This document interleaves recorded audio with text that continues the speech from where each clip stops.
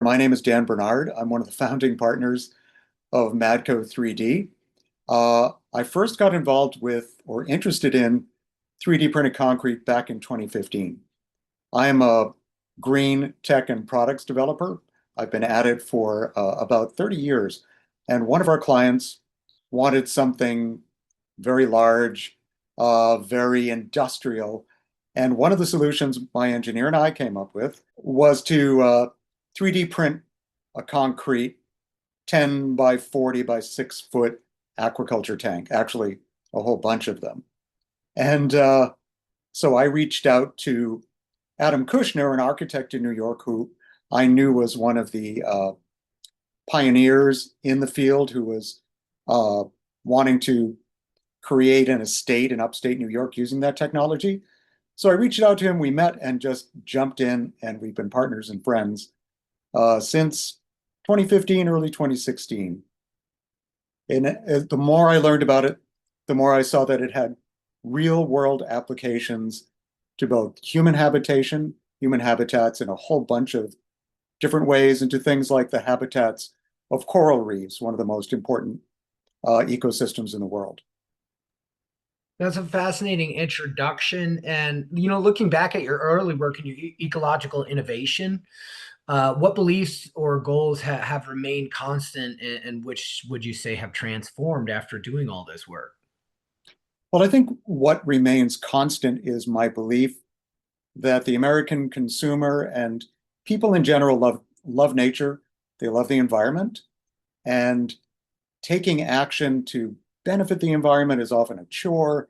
It's freighted with overtones of different points of view and politics. And I think that when we get down to the raw experience of being human, we all love nature, enjoy nature. We know that really we're part of nature. We love animals, most of us. And my philosophy since day one has been a very typically American one, which is if the American consumer is having fun and finds a product cool and easy to adapt to their lives, it's more likely to succeed.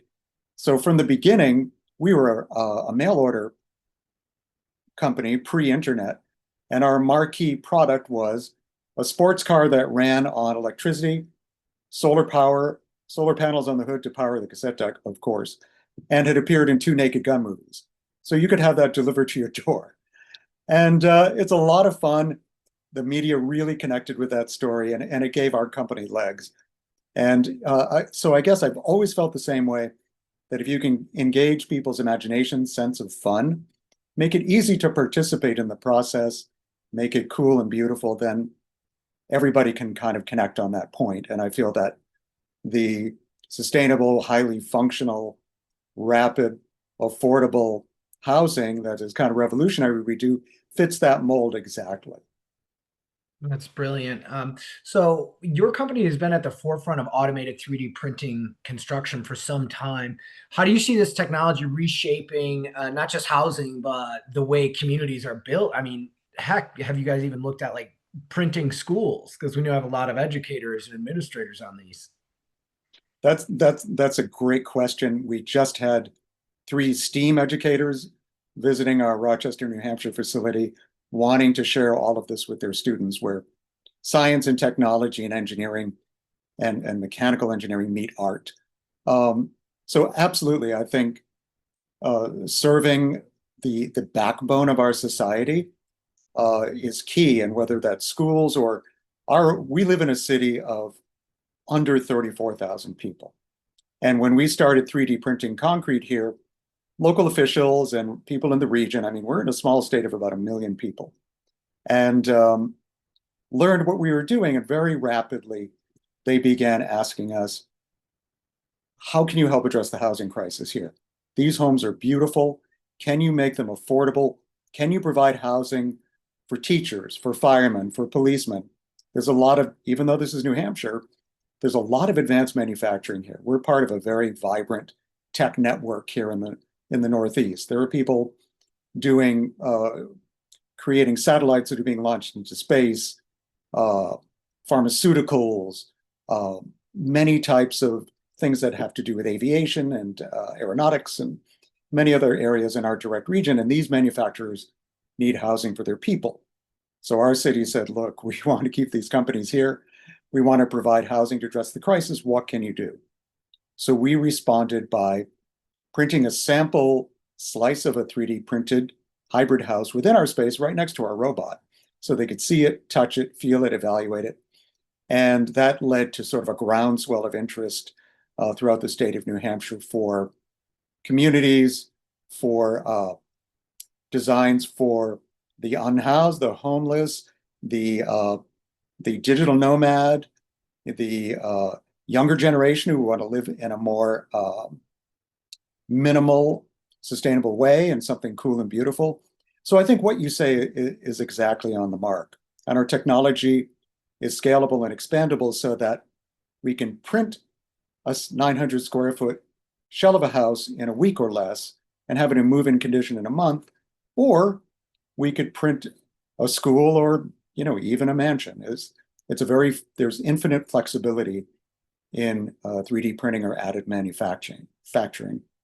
It's called mass customization. Now, when you guys do that, I've seen the pictures, but what's the biggest thing you guys have ever printed as far as square footage?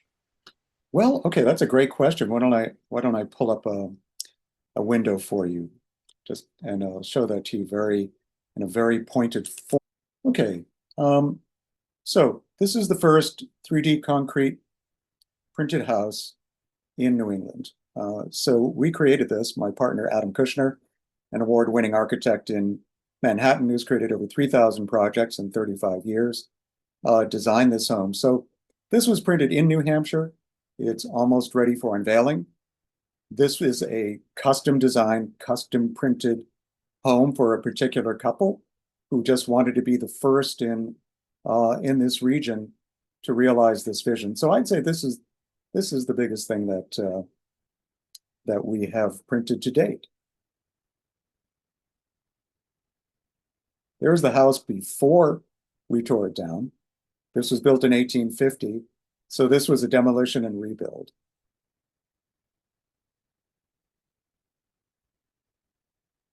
It looks starkly different.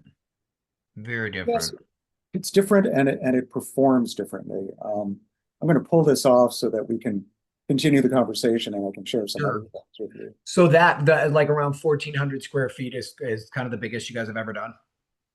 To date, yes. Okay.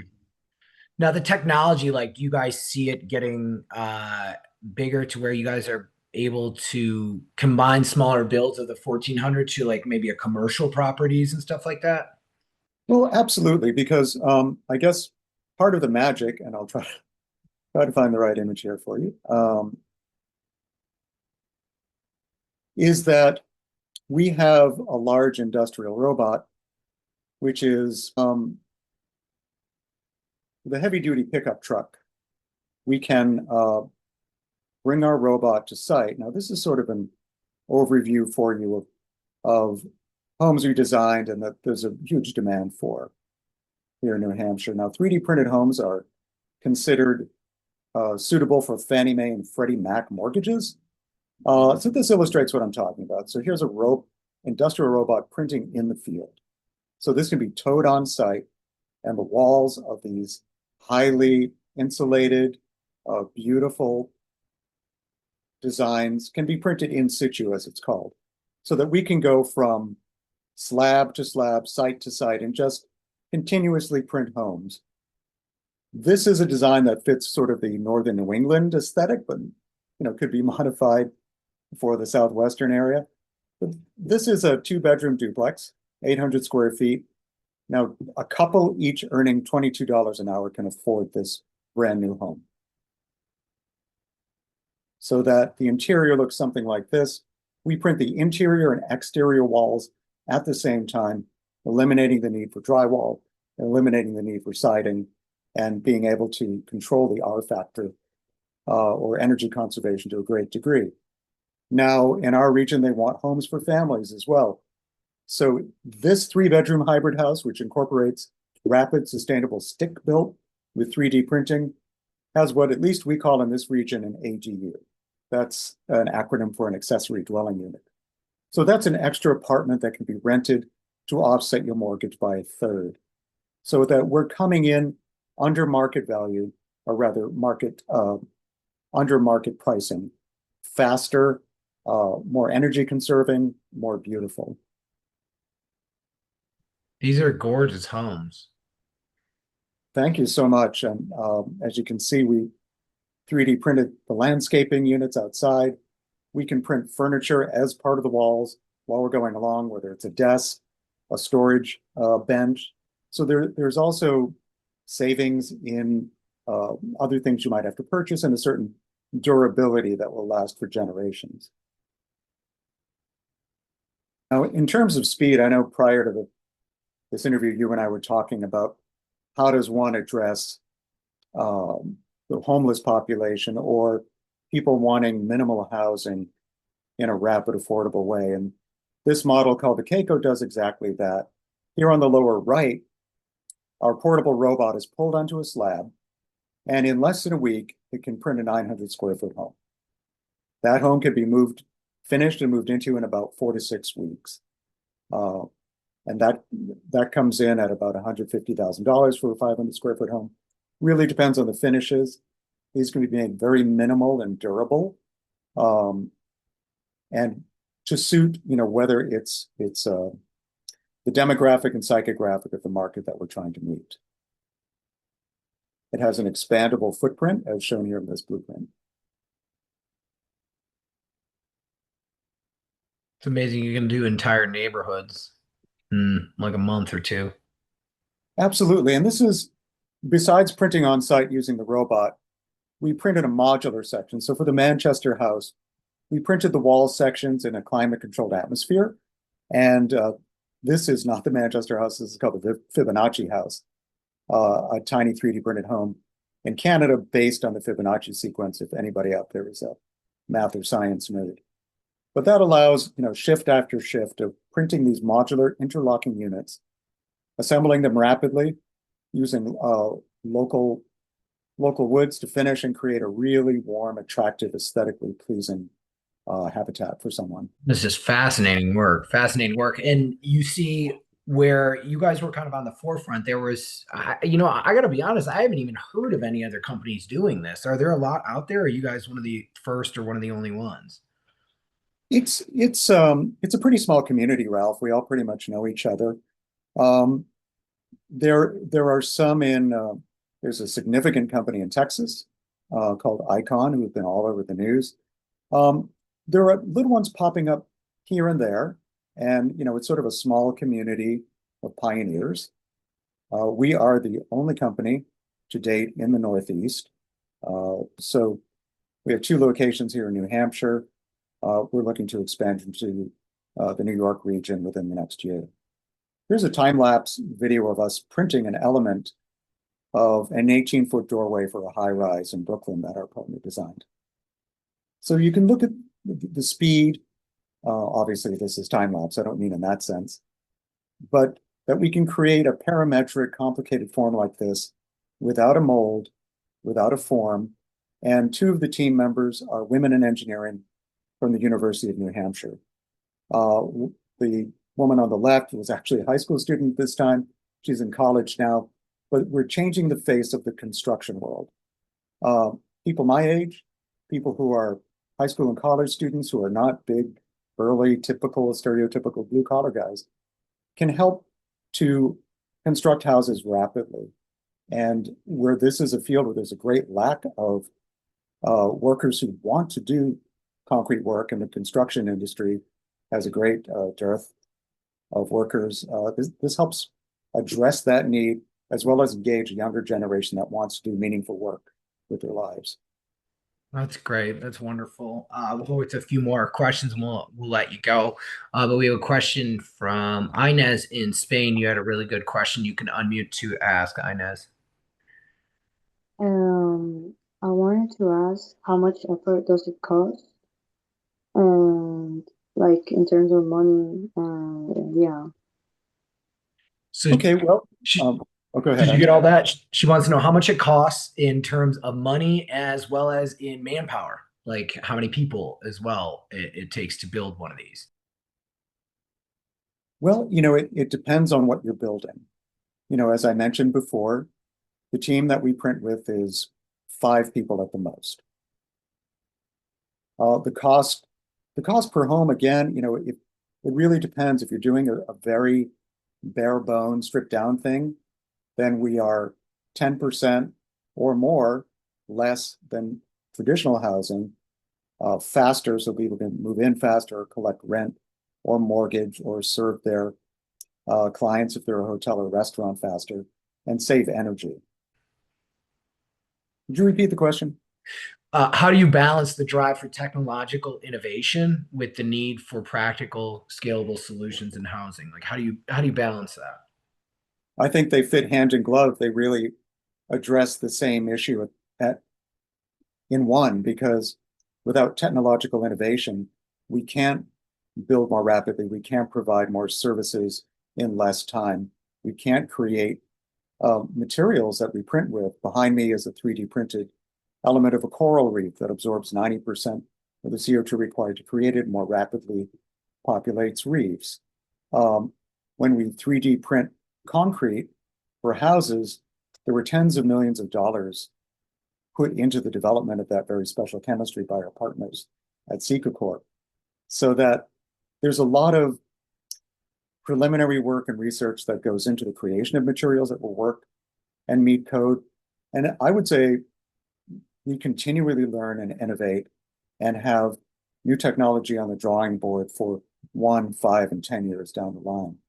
So it's an ongoing process of always learning, always improving, and having brilliant people come to us with new adaptations of the idea and challenging us with new techniques and needs to meet, whether it is creating multi-story buildings, whether it is more rapidly providing housing for those who have none, whether it's providing just regular working people with a home they can afford and be proud of.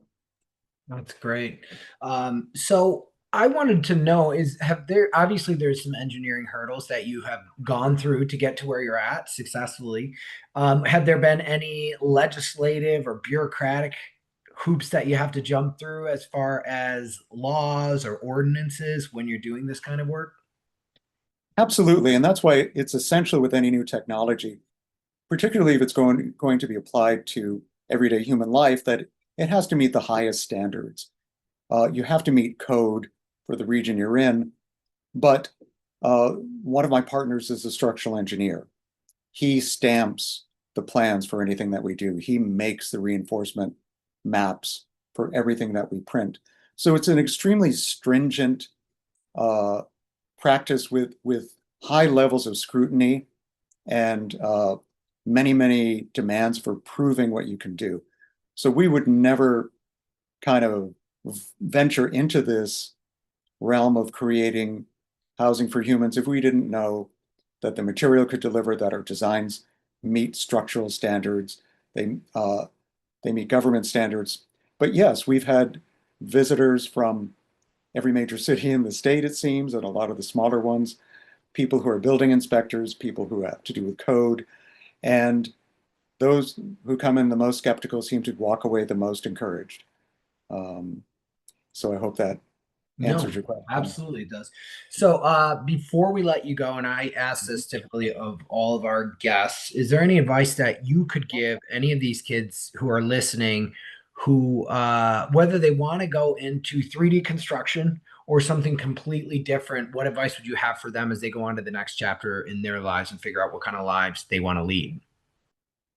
Well, I guess my advice would be to try it out if you have an interest. There are a lot of maker spaces that encompass 3D printing of various types. There are places like the Olson Center for Advanced Manufacturing, UNH, where we have a second location where any high school student or college student can come in and learn to use the tools and equipment on site. And that includes a very large 3D print farm where they can print in all sorts of polymers, multiple materials at the same time. There's a 3D metal printer on site, large-scale polymer printers and robotic arms like we use, as well as concrete. So I just think if you're interested, make an effort and try it out. you'll know it's for you right away if you kind of feel that tingle of excitement that, well, I really want to hang around and do this for hours and get to know this better. We've had bunches of people come to us that were just curious and ended up joining our team because they had a knack for things. They didn't necessarily have a degree, but that can be gained over time. So I would say give it a chance, check out all of the options out there. They're readily available, and I would think if you're talking about the Nevada area, probably plentiful, a lot of resources there. Absolutely. And also, if I can help in any way, if any student wants a lead on exploring a technology that they're interested in, I know quite a few people involved in different technologies. I'd be more than happy to try to make an intro to you. We have friends in the biotechnology world and many other facets. So it's all about sharing, collaborating, and working together to try to create a better future That's great. and a more interesting now. That's great. Dan, we can't thank you enough for taking the time out of your day and connecting with us. And I'll be in touch. And we appreciate you greatly and can't wait to see what's on the horizon for your company and your brilliant work, sir. That's very kind of you to say. Thanks for having me on, Ralph. Appreciate you guys. Bye.